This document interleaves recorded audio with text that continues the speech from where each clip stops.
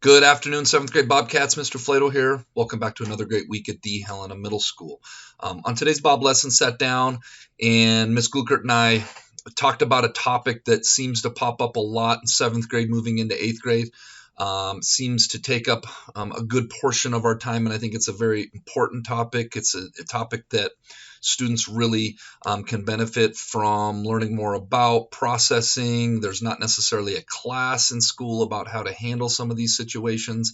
And that topic is when students' feelings go from platonic to romantic, and wanting to try that thing on. So sat down with Miss Gluckert. We kind of shared some of our thoughts.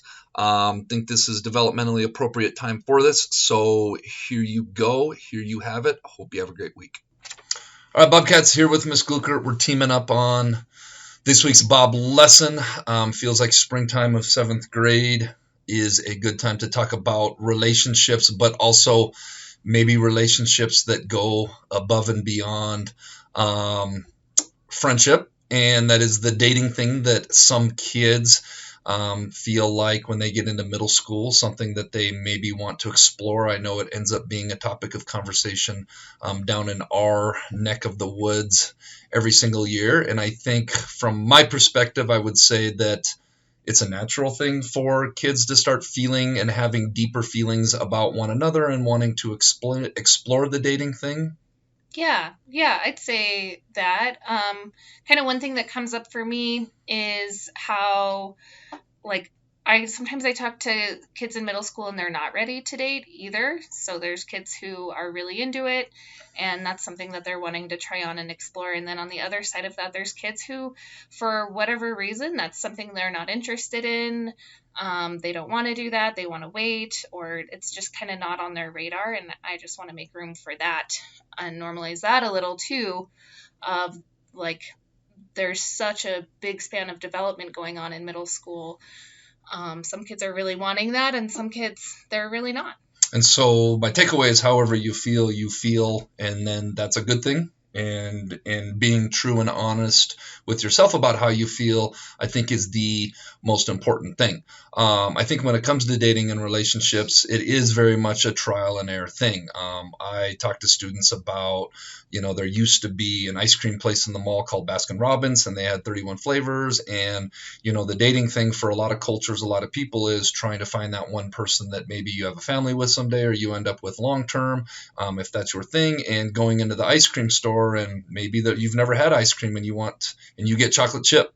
And the next time you go in and maybe you are like, well, I like the chocolate chip, but what about the chocolate chip mint? And not that human beings are ice cream, but dating and having different dating experiences, learning about yourself, learning about what you like in a relationship, what you don't like, learning about maybe how you show up in a relationship, your strengths, your weaknesses, just like everything else, is it's kind of a trial and error process, which leads to kind of, I don't know, the shelf life or how long middle school relationships tend to last. Yeah, like the kind of, if you're trying this new thing on, if you're trying relationships on or dating on, I mean, it's in middle school, it's all everybody's growing and developing so quickly, and there's things that they're going to want to try, and then there's things like maybe they change their mind and they decide that that's not for them, and that's okay. And I think that that really affects how long relationships in middle school last. Like, I don't know about you, Mr. Flato, but Mhm. I see them lasting sometimes 3 hours. Sometimes And 3 hours, sometimes 3 days, sometimes 3 weeks. I think it's mhm. different for everything. One of the things that I kind of see is like expectations ruin relationships.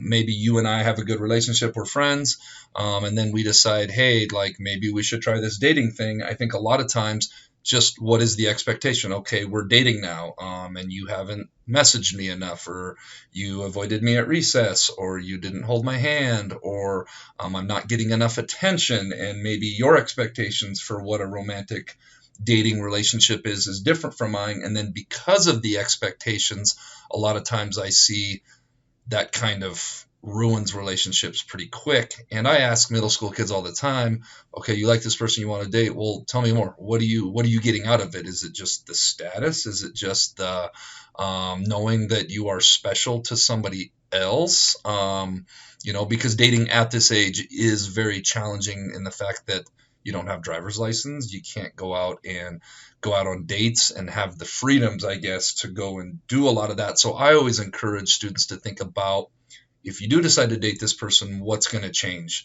And I think a lot of times students, the only thing that really changes is the title, when nothing else changes. And then sometimes the expectations or lack of meeting somebody else's expectations can kind of ruin the relationship. And I think a lot of times that's why they do have a relatively short shelf life. Yeah. Something that comes up for me is it feels like the same way that middle school feels like it's practice for high school, is it feels like it is practice for a future serious relationship. So you're still learning, with Mr. Plato's talking about expectations, like you're still learning how to communicate those expectations. You're figuring out for yourself what those expectations are.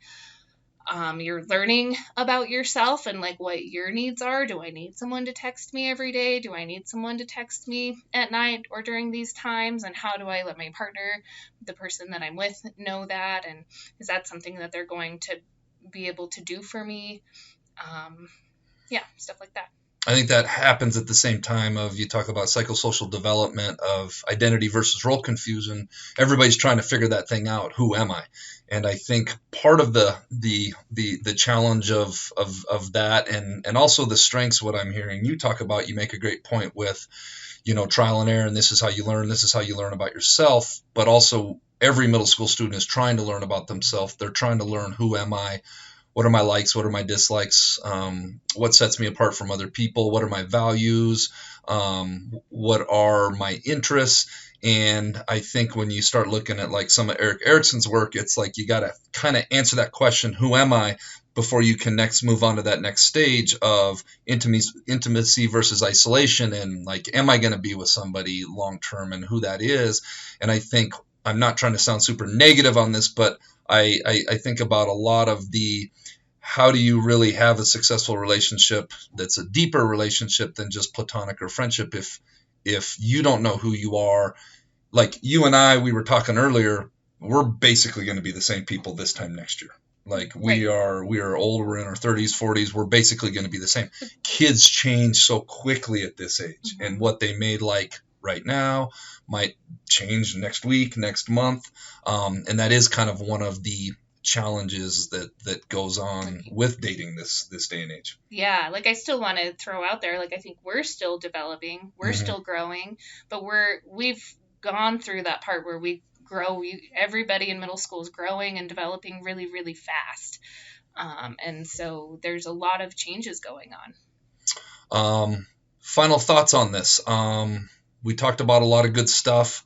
I think dating is something that forever will be a thing in middle school. I think if you go back, the reason why, and kind of the puberty talk as well, when you go back generations ago, it was a different time where human beings were getting married really young and having children really young because they needed offspring to work and to produce. And we are in a very different place now in 2024 where human beings have the luxury of growing up and getting into their teens.